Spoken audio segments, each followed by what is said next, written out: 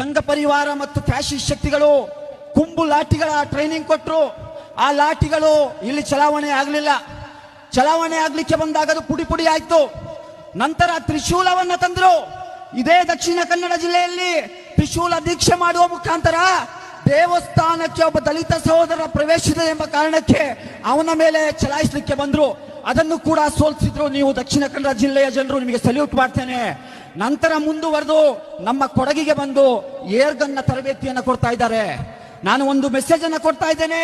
ತ್ರಿಶೂಲ ನಿಮ್ಮ ಬಂದೂಕು ತರಬೇತಿ, ಇದಕ್ಕೆ ಹೆದರುವವರು ನಾವಲ್ಲ.